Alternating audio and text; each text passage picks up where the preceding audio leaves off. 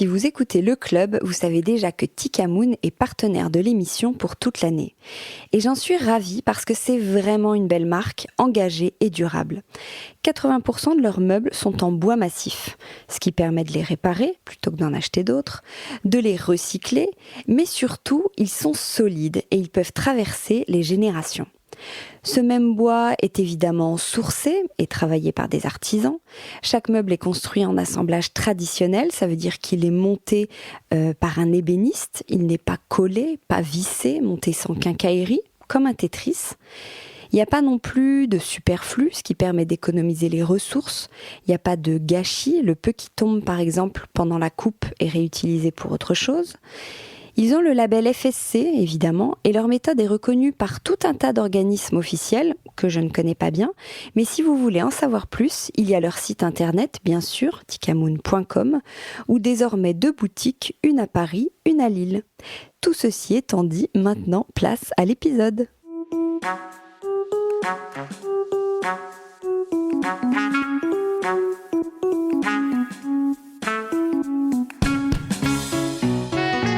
Bienvenue dans Le Club, une émission de décodeurs, le podcast qui parle de celles et ceux qui font la déco aujourd'hui. Je m'appelle Hortense Leluc et dans Le Club, je suis accompagnée de 3 chroniqueuses, Marie Farman, Violaine Bellecroix et Billy Blanquette, des expertes de la déco, du design ou du lifestyle, pour parler de tout ça justement. Portraits, événements, idées déco, nouveautés, écologie, projets divers et variés. L'idée, c'est de partager nos repérages et nos bons plans dans la joie et la bonne humeur. Allez, bienvenue au club.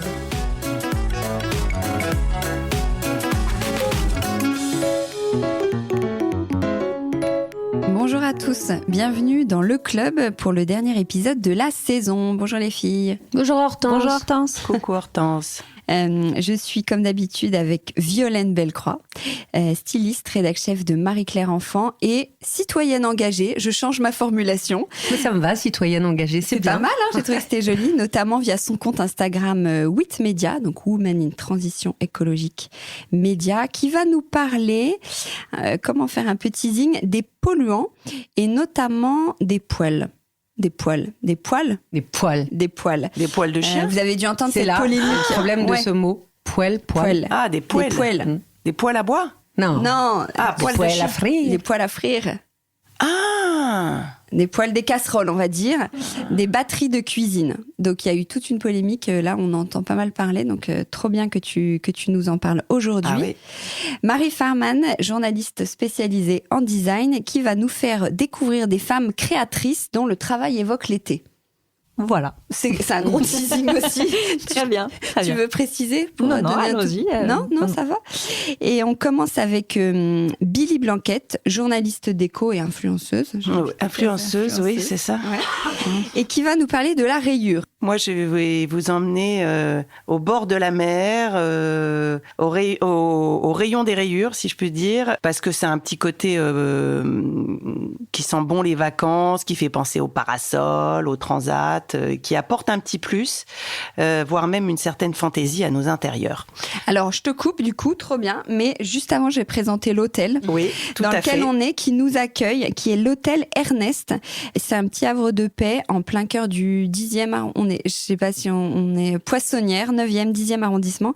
Il y a 21 chambres dans un style haussmannien, c'est élégant, c'est très charmant, c'est typiquement parisien, un peu rétro, avec des couleurs chaudes, une atmosphère intime et reposante. Même si, rassurez-vous, ni nous, ni vous, chers auditeurs, allez vous endormir, puisqu'on va écouter Billy Blanquette. Non, mais en plus, le quartier est vachement sympa. Il a vachement changé, ce quartier-là, de l'hôtel Ernest, là. J'aime bien. Je me suis baladée là en arrivant. Je trouve qu'il y a plein de trucs hyper sympas maintenant. Ouais, trop sympa. Bon, alors, revenons à nos rayures. La rayure, c'est vrai que c'est un motif qui fait partie de notre paysage et qui en fera toujours partie, notre paysage déco, même en mode, parce que en fait, elle existe sous plein de formes différentes selon les époques. Ça change. À un moment, on était dingue de la rayure matelas. Après, ça a été le tour de la rayure bayadère multicolore. On a aimé les rayures fines, les horizontales, les verticales, les diagonales. Parfois même, on les mélange entre elles. En mode, c'est pareil, hyper apprécié. On pense à la fameuse marinière de Jean-Paul Gaultier, aux rayures colorées de Sonia Rykiel. Bref, on peut vraiment dire que c'est un intemporel et que, à sa manière, elle est du coup indémodable parce qu'on la retrouvera toujours, quelle que soit la tête qu'elle peut prendre, le style qu'elle peut avoir.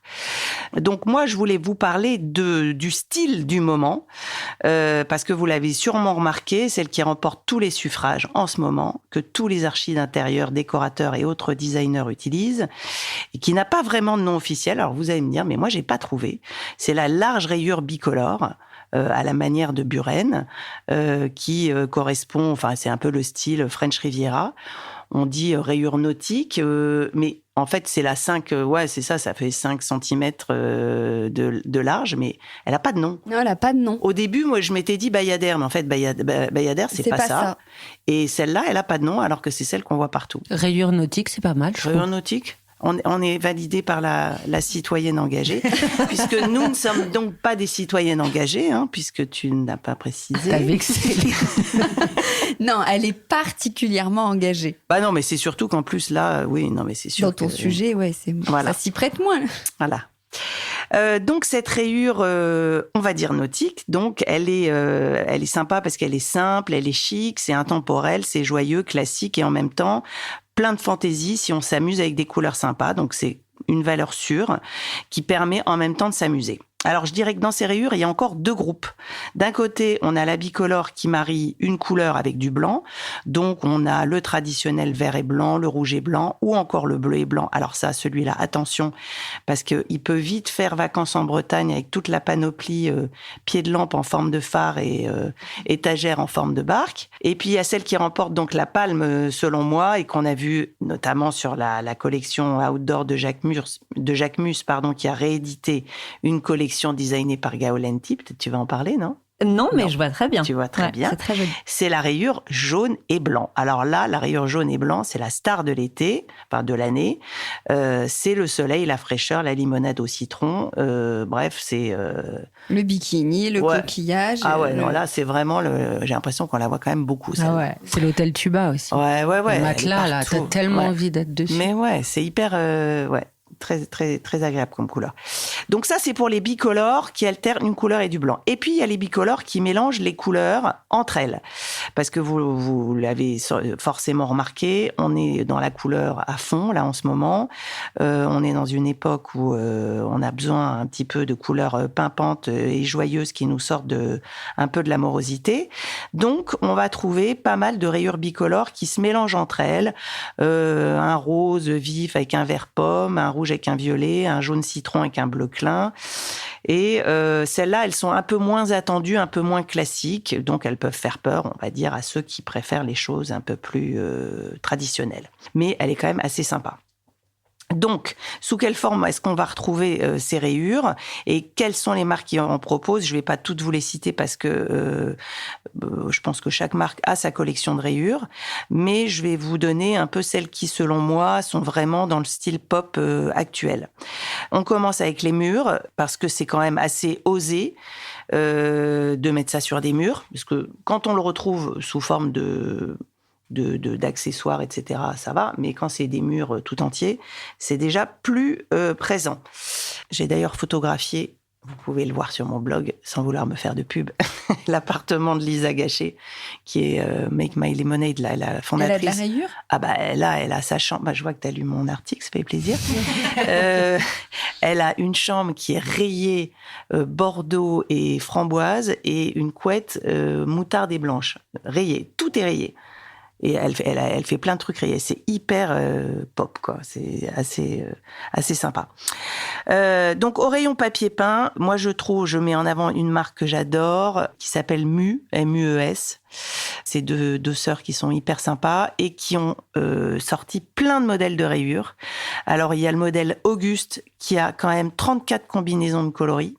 Ernest, qui en a 44. Ou encore Marceau, qui alterne les rayures larges avec des plus fines. Donc là, il propose aussi bien des rayures qui vont être plutôt blanches et colorées que des mélanges plus audacieuses comme le moutarde et le rose, l'aubergine, le vert, etc. Ensuite, il y a dans le même genre, vous avez ces peints là, sur lesquels ils vont venir s'accrocher des petits motifs.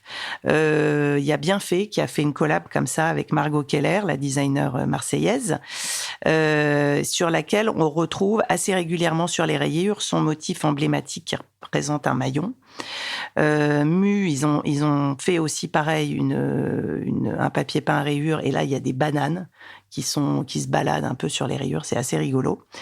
Et en parlant de Bienfait, ils en avaient fait une très jolie à rayures, mais alors là c'est bien quand même assez chargé, mais hyper joli. C'est plein de rayures de couleurs, de tailles différentes, à la verticale, à la diagonale. C'est le modèle Diabolo et qui recrée des formes géométriques, donc ça fait des ronds. Il est assez connu ce modèle. Bon, ça c'est fort, hein. C'est pas mal pour une chambre d'enfant, mais c'est assez peut-être excitant pour les faire dormir. Je sais pas si c'est une bonne idée. Voilà. Et après, si vous cherchez des rayures plus classiques, vous allez sur le site ou la boutique de Au Fil des Couleurs qui va proposer, elle, plein d'éditeurs différents, comme notamment Sandberg ou Collinson, qui en font des très jolis. Après, vous pouvez regarder sur étoffe.com. Ils ont plein de trucs rayés, des papiers peints, mais aussi des tissus, parce que alors là aussi, les tissus, il y a de quoi se faire plaisir. Il y a Nobilis qui a sorti plein de modèles rayés hyper sympas. Et chez étoffe.com, il y a un autre truc qui est sympa aussi, c'est des carreaux de céramique rayés. Ça m'a rappelé un truc que j'avais vu, moi, qui m'avait inspiré pas mal, et je me demande si un jour je le ferai pas dans une salle de bain.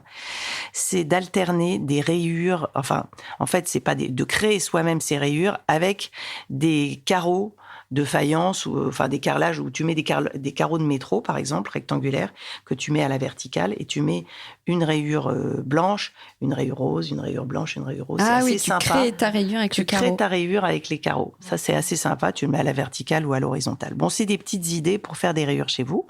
Sinon, en dehors des murs et des sols, vous avez aussi le linge de lit. Alors là, linge de lit, il y en a plein. Il y a Socialite Family qui a sorti récemment une housse de couette, avec des rayures en diagonale. Il y a la marque Bonsoir qui ont fait pareil des housses de couette. Ils ont sorti des très jolies serviettes de plage rayées pour cet été, si ça vous intéresse de crâner sur la plage avec votre serviette de plage. Et il y a la marque Hey aussi qui fait plein de linge de lit. Donc du coup, ça m'a fait atterrir sur le site de The Cool Republic qui a plein de trucs rayés, donc des nappes, des tapis, des coussins. Pareil chez 4 Murs. Bref, si vous voulez de la rayure, il y en a un peu à gogo.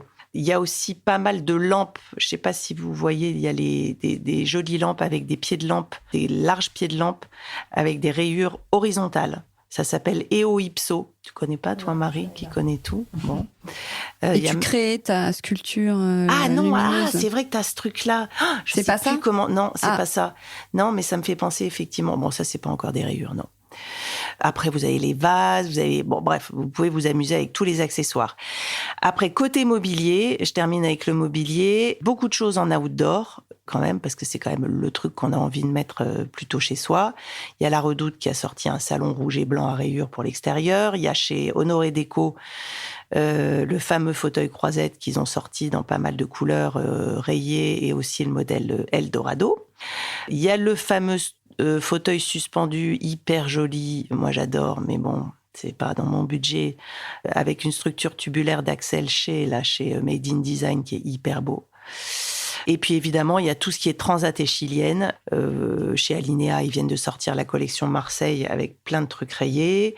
J'ai trouvé aussi un truc assez sympa d'ailleurs, un site qui s'appelle factorychic.com, qui fait des transats rayés sur lesquels tu peux personnaliser, mais à la manière d'un hôtel un peu. Donc, je sais pas si t'habites, si t'as envie d'offrir un cadeau, vous avez envie d'offrir un cadeau à une personne qui a une maison, qui a un nom, et t'imprimes le nom sur le transat. Je trouve ça assez rigolo. Et puis ensuite, il y a De Bon Goût aussi qui en fait.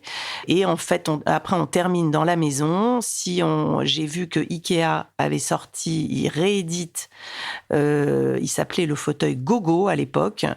C'était beaucoup plus rigolo que leur nom actuel, parce que maintenant, il s'appelle Ohnestad, et il est rayé vert et blanc, avec une structure tubulaire, donc très 70s. Et chez Sociolite Family, évidemment, il y a le fameux fauteuil modulable Rotondo, hyper sympa, avec son petit look 70s. Pareil chez The Cool Republic. Bon, bref, vous avez l'embarras du choix. Là, vous n'avez plus d'excuses. Je vous ai donné toutes les adresses. Si vous avez envie, je trouve que c'est sympa parce qu'elle a un côté classique et en même temps un peu fantaisie. Donc, ça peut... voilà, il y a de quoi s'amuser. Oui, qu'est-ce que ça apporte la rayure dans un intérieur ? C'est ça, moi, je trouve que c'est le côté... Estival ? Ouais, alors ça a un côté estival. Quand c'est coloré et blanc, je trouve que ça a le côté estival. Ça structure pas mal l'endroit. Enfin, ça apporte du rythme. C'est spectaculaire quand même de temps en temps. Tu vois au Touquet là, sur la maison de Good Mood. Ouais. Elle l'a utilisé sur le plafond. Moi je trouve que c'est spectaculaire alors que l'endroit est tout petit. Elle l'a fait, c'est carrément une charpente. Ouais. Enfin, c'est sous. Mais c'est peut-être peint d'ailleurs. Non. C'est papier peint ou peint ? C'est papier peint et c'est vraiment, elle est sous les toits. Donc en fait, t'es hyper joli. Tente rayée sur la. C'est hyper joli. Ah ouais, c'est hyper joli. Après, faut faire attention de pas en coller. Ce qu'il y a de sympa, par exemple, là je parlais de Make My Lemonade, c'est sympa de faire. Tu fais un mur et puis un petit rappel en face et puis tu prends une couleur sur un autre mur qui va un peu calmer le truc, un peu en rappel, mais tu te fais pas toute la pièce comme ça, ou alors c'est carrément théâtral. Mais c'est vrai qu'elle est hyper, on la voit aussi beaucoup, t'as beaucoup de scénos en ce moment pour faire des décors, c'est un côté très théâtral. Ça apporte un motif, un imprimé, et en même temps c'est assez rigoureux. Ouais, exactement. C'est pour ça que ça peut plaire aux gens qui ont un peu la trouille des motifs, parce qu'elle a ce côté tradi et classique, on va dire, pas tradi, mais plutôt classique. Mais en même temps, c'est assez sympa, quoi, c'est rigolo. J'en ai vu chez Ressources, là, des super belles.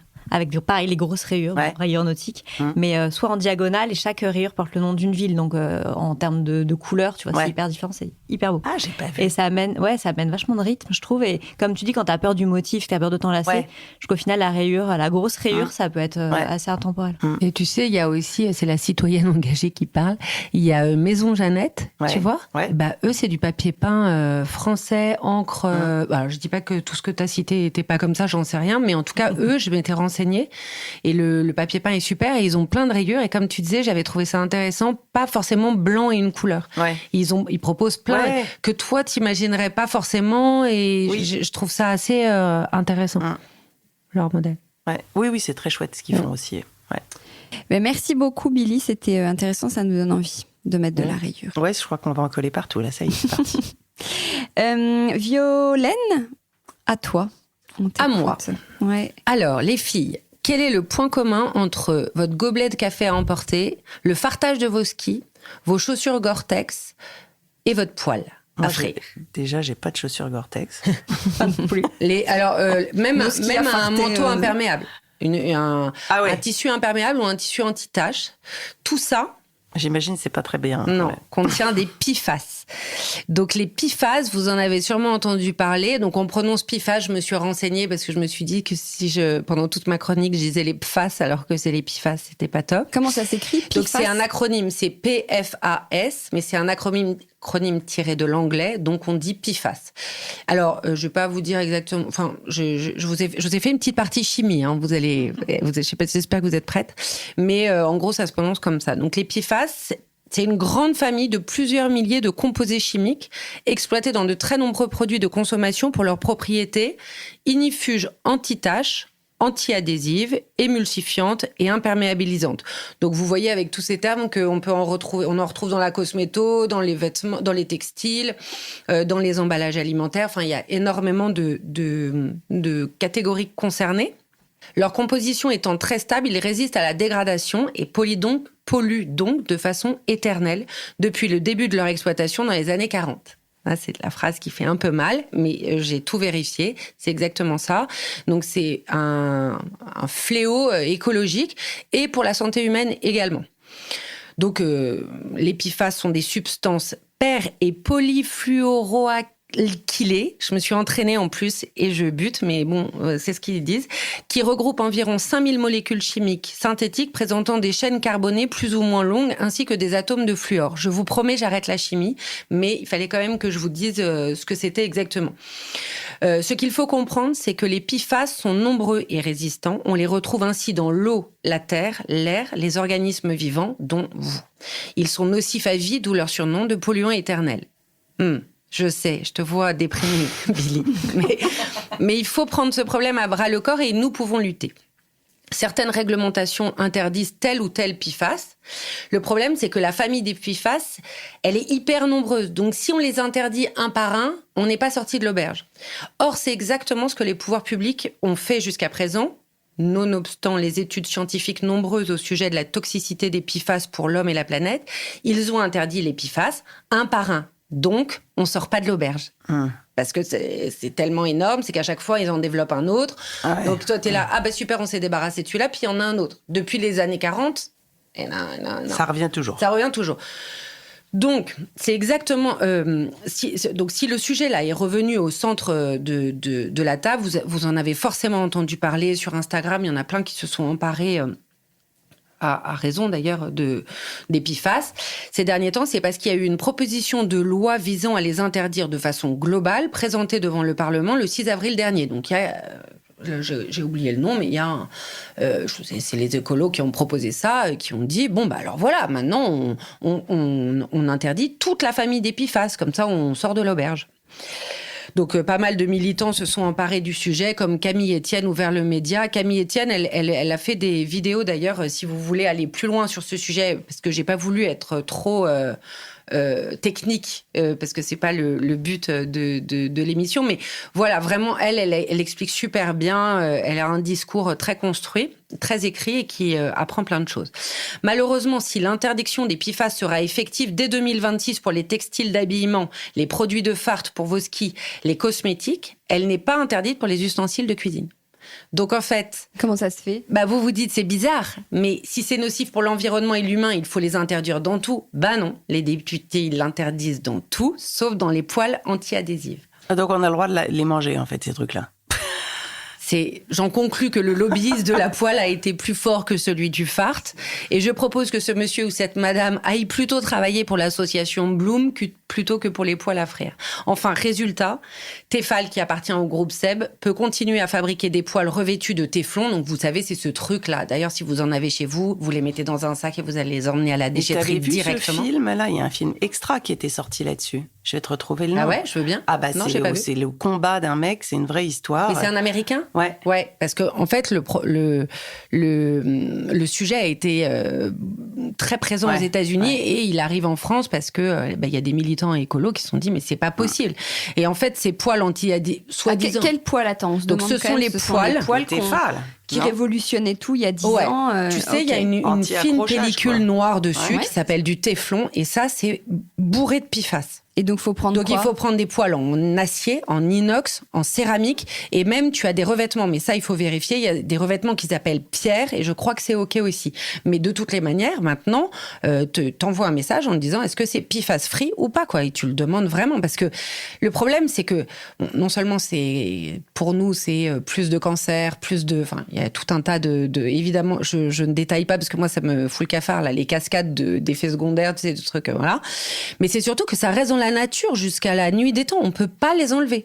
Donc, celles dont vous devez absolument vous débarrasser, mais vraiment, vraiment, vraiment, ce sont des poêles avec un revêtement noir. Vous voyez ça ? Pas qu'ils sont noirs, elles ont un revêtement. Et d'ailleurs, si vous les grattez, au bout d'un moment, ça s'abîme. C'est pour ça qu'on dit d'ailleurs de surtout pas les gratter, machin et tout. Mais en fait, Kata, tu t'en débarrasses et vous achetez. Moi, j'en ai encore, et comment tu t'en débarrasses ? Tu les recycles comment ? Alors, c'est ça, c'est que j'ai cherché.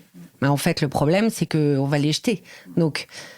Mais il faut pas continuer à s'en servir. Il faut les mettre dans les déchetteries. Ouais. Il faut vraiment pas les jeter n'importe comment. Il faut acheter des nouvelles poêles, mais qui, avec ton steak haché qui colle, il faut accepter ça. Non, parce que là, justement... Non, mais moi, je me fais le grand public. Je n'ai pas encore sensibilisé à tout ça. T'as des bonnes poêles de cuisinier qui sont Attendez les filles, parce que on en reparle. On en reparle parce que justement, c'est juste une façon d'utiliser la poêle qui est différente. Mais je vous promets, on en reparle.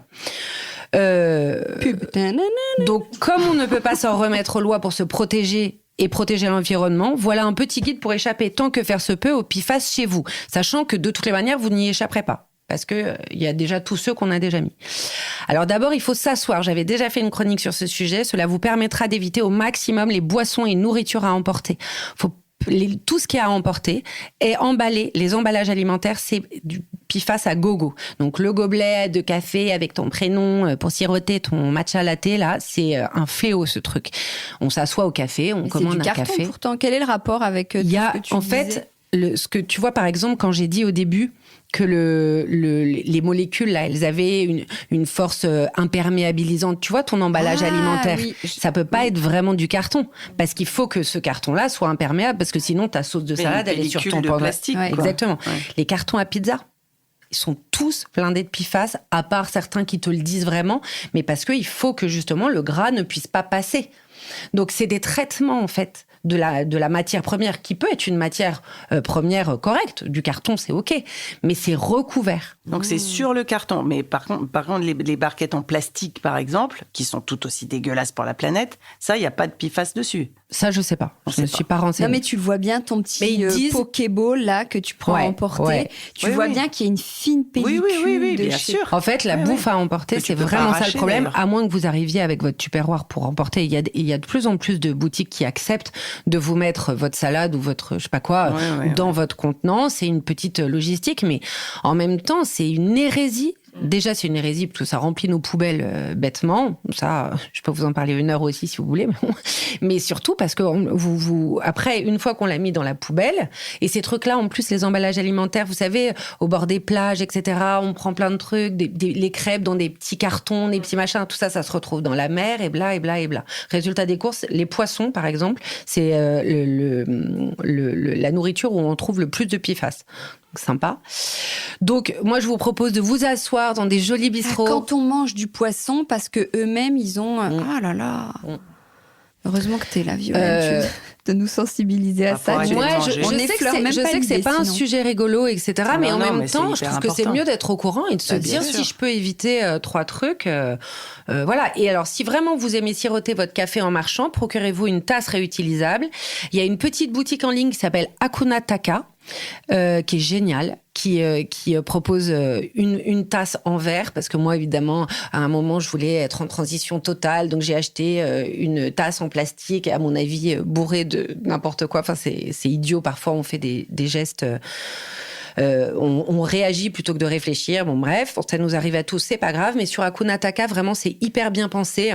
Et c'est une mine d'idées pour vous aider dans votre transition écologique sur tous les sujets. Elle a une petite solution. Et elle vend aussi de la vaisselle pour... Enfin, vous voyez, des trucs en inox pour vous emporter votre lunchbox, pour faire des pique-niques, etc. Ou pour aller chercher dans un restaurant une salade ou quelque chose. Donc, Hakuna Taka, vraiment, je vous conseille, c'est génial. Je vais pas élever le débat, mais alors, perso, je sais pas vous, mais j'aime pas du tout me trimballer avec un café dans la rue. Je me dis, quitte à prendre un café, t'as envie de faire une pause.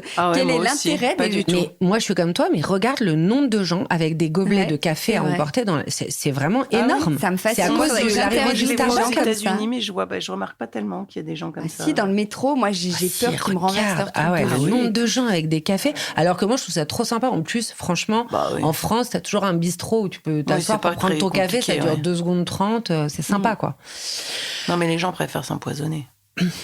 Oh, la grosse mais peut-être parce qu'ils savent pas. Peut-être ils savent pas, je me dis, j'en sais rien. Bon, bref. Pour les cosmétiques. Non, ils savent pas. De toute façon, les gens, ils savent pas. Puis ils ferment les yeux, surtout.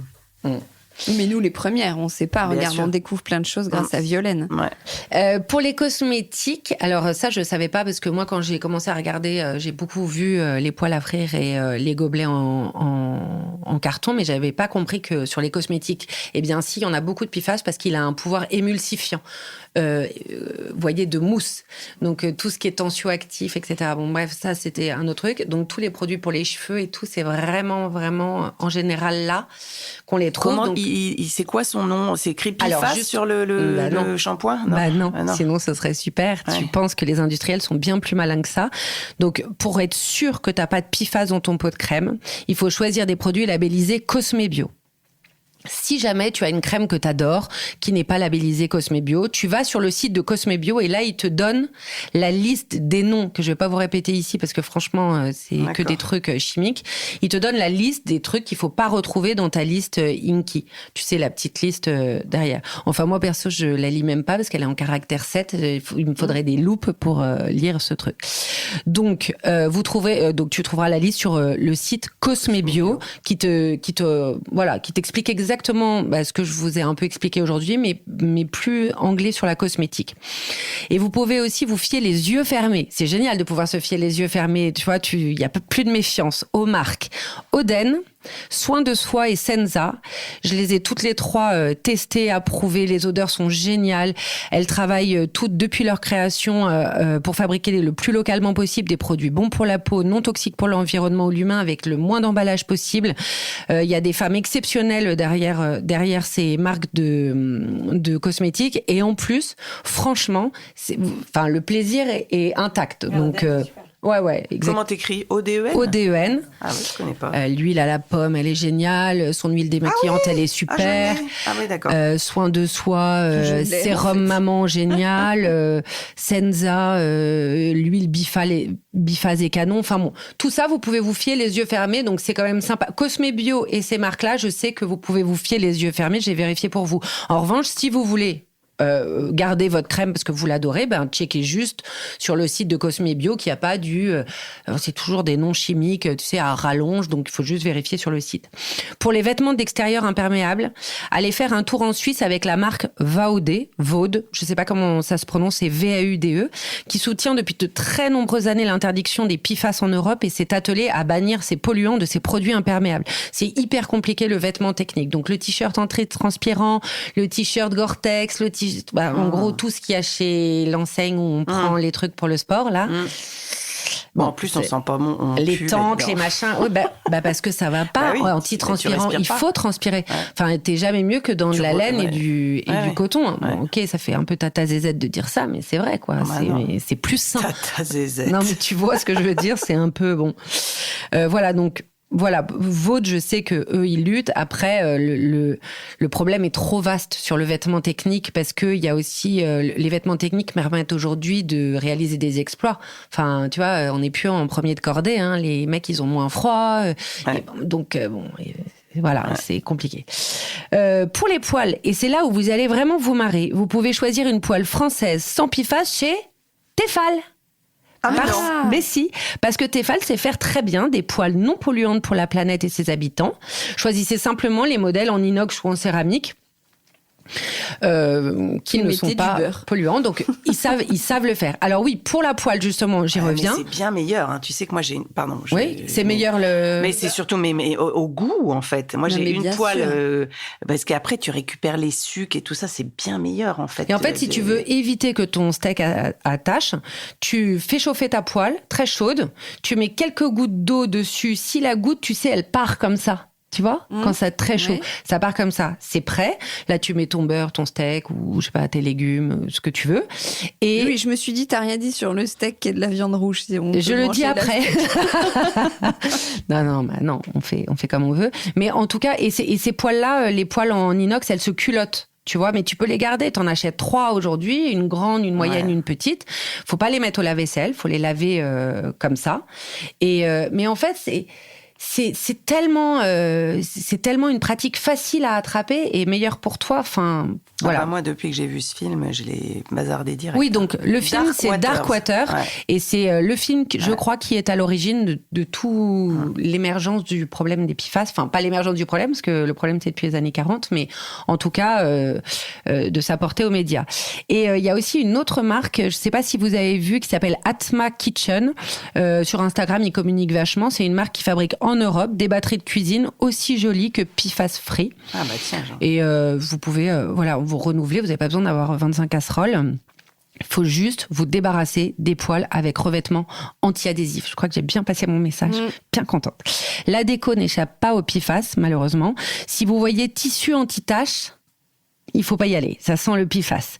Privilégiez la seconde main, on le dit, on les répète, le Bon Coin est votre meilleur copain. Alors, Le Bon Coin, c'est votre meilleur copain, mais enfin, faut pas acheter sur le Bon Coin un canapé avec un tissu anti-tache. Il faut, voilà. Mais en tout cas, oui, la seconde main, tous les matériaux naturels, la laine, le bois, normalement, s'ils sont pas traités et que c'est une marque qui travaille en circuit court, je pense que les Tipto, les Tikamoon sont des marques qui font attention à ça.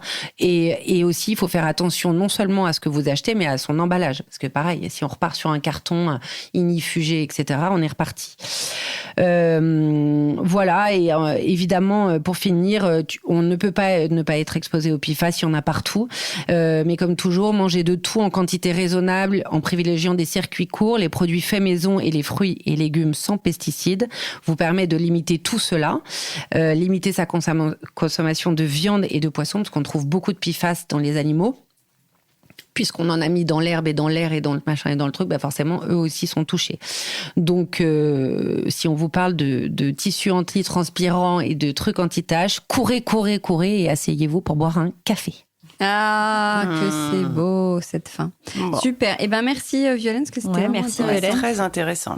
Bon, on va pouvoir tout jeter en rentrant à la maison. Moi, j'ai jeté. Bon, Marie... oui, on t'écoute sur ta petite chronique sur les femmes créatrices. Oui, alors entre autres. Donc, oui. Pour moi, pour ce dernier épisode de la saison, et pour célébrer l'arrivée de l'été, parce qu'on a diffusé le 7 juin. Voilà. J'avais envie de vous présenter 3 femmes qui sont créatrices, artisanes ou artistes, ou artisanes comme on dit aujourd'hui, ce que j'ai appris en préparant cette chronique, pour qui la nature et les éléments sont des sources d'inspiration et de réflexion. Donc, elles utilisent la paille, par exemple, la terre, l'ortie, l'argile. Elles s'inspirent donc de la végétation, bien sûr, mais aussi de la mer ou, par exemple, de l'agriculture. Certaines sont complètement autodidactes, d'autres reconverties, d'autres hyper diplômées ou polyvalentes, mais elles s'épanouissent toutes les 3 dans des domaines créatifs très différents, mais avec la même approche intuitive. Je vais commencer par vous présenter une jeune artiste franco-américaine qui s'appelle Chloé Bensael. Et Chloé, elle fait des œuvres textiles multimédia et interactives. Alors, qu'est-ce que ça veut dire ? Ça veut dire qu'elle mêle la tapisserie traditionnelle qu'on connaît avec les nouvelles technologies. Donc, ces tapisseries, lorsqu'elles sont touchées ou effleurées, elles se mettent à chanter. La matière tissée donc active du son, par exemple des chants byzantins, et des empreintes lumineuses. Ce qui implique que le spectateur, donc nous, aille au contact des tapisseries et les ressente. Donc, au contact, bien sûr, délicatement. Il ne s'agit pas de les toucher trop brutalement, mais c'est vrai qu'on n'ose jamais aller faire ça, aller toucher de la tapisserie. Et là, il y a, avec votre main, du son qui va s'activer, des chants, de la lumière, et elles prennent vraiment vie grâce à cette interaction humaine. Le chant apporte toute sa puissance à ces œuvres, et c'est des chants qui fusionnent, par exemple, des polyphonies slaves avec des sonorités d'Afrique du Nord et des Balkans que Chloé Bensael a créé avec un compositeur. En ce moment, si vous voulez faire l'expérience de cette tapisserie interactive et musicale, elle a une exposition au Palais de Tokyo à Paris, jusqu'à la fin du mois, où elle a sa première exposition personnelle qu'elle a appelée Tisser l'hybride. Et il y a notamment 3 grandes tapisseries réalisées dans une très jolie scénographie avec des plantes invasives, des plantes vertes comme le lin par exemple, le mûrier ou l'ortie, donc dans des tonalités vertes et ocre. Elle a choisi ces matériaux naturels et ce type de végétaux justement pour montrer comment certaines plantes, donc par exemple l'ortie ou le mûrier, même s'ils sont déplacés, replantés, continuent de fleurir et s'épanouir n'importe où, dans n'importe quel environnement. Et c'est une manière pour l'artiste de montrer comment l'histoire d'un territoire se raconte aussi par ses plantes. Donc le chant, les matériaux naturels, la tapisserie traditionnelle, tout ça, ça montre comment des techniques traditionnelles peuvent être tout à fait compatibles avec des nouvelles technologies. Elle est très informée sur le sujet. Et Chloé Bensael, je vous invite à aller voir son travail, si vous ne pouvez pas le voir au Palais de Tokyo, parce que ça finit dans quelques jours, sur son site Instagram, sur son site, sur les différents endroits où elle expose. Elle travaille sur différents supports et différents moyens d'expression. Elle fait aussi de la performance et je trouve que c'est un travail très intéressant, assez singulier, que je vous invite à aller découvrir. Ce qui m'amène à vous parler d'une autre créatrice qui s'appelle Emma Bruschi. J'espère que je prononce bien. Vous la connaissez peut-être. Elle tresse et tisse la paille. Donc Emma Bruschi, elle a une formation de design et de mode. Elle s'est fait remarquer juste après ses études, au fameux festival de mode, de photographie et d'accessoires de Hyères, qui est très à la mode. Et il y a à peu près 4 ans, avec une première collection de vêtements qui était complètement inspirée des techniques agricoles. Donc, qu'est-ce qu'elle fait ? Elle crée des objets et des accessoires en paille. Donc, ça peut être des bijoux, des bouquets, des objets, du mobilier recouvert d'épis de seigle et aussi de la scénographie pour des marques, notamment pour la créatrice de bijoux Charlotte Chenek, que tu as interviewée il n'y a pas très longtemps, pour qui elle a fait des très belles scénographies en épis de seigle sur lequel Charlotte Chenek exposait ses bijoux. Donc, elle s'inspire principalement du milieu agricole, des techniques artisanales ancestrales, du folklore régional, de l'art populaire et surtout, elle cultive son propre seigle au sein de l'exploitation familiale en Haute-Savoie. D'ailleurs, il y a une fois par an, il y a une grande fête de moisson qui a lieu mi-juin, donc dans quelques temps. C'est une journée de récolte qui va fédérer la famille, les amis, les voisins, tout le monde s'y met. On récolte la production de l'année. C'est un temps très fort et très symbolique pour elle et pour sa création parce qu'elle va utiliser cette matière première tout au long de l'année. Le tressage et le tissage de la paille, c'est un travail qui est long et minutieux comme on peut l'imaginer. D'ailleurs, je vous invite à aller voir aussi son site et son compte Instagram pour voir à quel point ça demande vraiment de la dextérité et de la patience. Mais au-delà d'un savoir-faire qu'elle perpétue et qu'elle modernise, elle y apporte vraiment une attention et une sensibilité qui est assez fascinante et représentative aussi elle est toute jeune, donc de cette nouvelle génération qui a envie de revenir à des moyens de production plus ancestraux et aussi au temps long. Et ces créations, vous verrez, que ce soit une paire de boucles d'oreilles ou un bouquet, ça évoque quelque chose qui est à la fois assez intime de l'ordre de l'enfance, mais aussi très joyeux parce que ça évoque l'été, le soleil, la lumière, des champs de blé à perte de vue. Et elle fait notamment des bouquets de moisson. Alors ça, c'est très joli. C'est des bouquets de paille qui existent depuis la nuit des temps. C'est des bouquets qui sont des bouquets porte-bonheur. Il y avait plusieurs significations à l'origine. C'était souvent un symbole de fertilité. Par exemple, on offrait un bouquet de moisson en offrande à la terre ou bien à la maîtresse de maison qui avait reçu tous ces travailleurs saisonniers pendant toute l'année pour le remercier. Et elle, Emma Brocchi, elle propose sur son site, sur commande, différents modèles où elle va tisser, où elle va utiliser la paille évidemment, mais aussi le macramé et le crochet, tout ça un peu cumulé. C'est vraiment des petites œuvres d'art à exposer au mur. C'est vraiment ravissant. Alors, ça va de 50 € pour une toute petite pièce à 400 € à peu près. C'est hyper joli. Je suis en train de regarder sur Insta. C'est hyper beau. Bruschi, enfin B-R-U-S-C-H-I. Ouais. Et si vous êtes de passage dans le sud de la France cet été, et plus précisément à Saint-Tropez, si vous allez à Saint-Tropez, bien sûr. Vous pourrez découvrir quelques-unes de ses créations dans une exposition qui s'appelle Une maison à Saint-Tropez. Je fais une petite aparté sur cette expo parce que je trouve que le concept est hyper séduisant et je crois que c'est la 2e édition. Donc c'est l'architecte Isabelle Castagnet qui ouvre la maison de son enfance qui est située sur la célèbre place des Lys à Saint-Tropez au public. Donc elle y présente... Ah oui, j'ai vu ça. C'est beau, hein ? Elle y présente le travail d'une vingtaine d'artistes cette année et d'artisans, tous engagés. Donc toutes les œuvres sont installées dans le jardin, dans la maison, donc c'est aussi l'occasion de visiter cette maison personnelle. Ces artistes qu'elle a sélectionnés, elles utilisent que des matériaux naturels, non transformés, réutilisés autour de la thématique de la table. Donc un sujet très présent, vous ne pouvez pas l'avoir loupé, j'en ai parlé dans ma dernière chronique. Et la scénographie est pensée, je cite, comme une dégustation artistique. Donc voilà, j'aime bien cette formule et je trouve que ça donne très envie. Donc je vous donne les infos pratiques, c'est donc place des Lys à Saint-Tropez et c'est du 4 juillet au 24 août. Super. On n'est pas obligé d'être à Saint-Tropez, on y a beaucoup de monde dans le sud. Voilà, ça peut faire une petite activité. La sortie culturelle plutôt que d'aller à la plage. Donc je reviens à mon sujet sur ces femmes créatrices que j'avais envie de vous présenter avec une dernière personnalité qui s'appelle Anne-Elisabeth Dubin. Anne-Elisabeth, elle est artiste céramiste, elle est installée dans le Var, près d'Hyères, dans le sud de la France, elle aussi. Anne-Elisabeth, elle fait partie de ces personnalités dont le parcours nous donne envie de croire qu'on peut avoir plusieurs vies, notamment professionnelles, et qu'il faut écouter sa fibre artistique et créative quand on en a une, bien évidemment.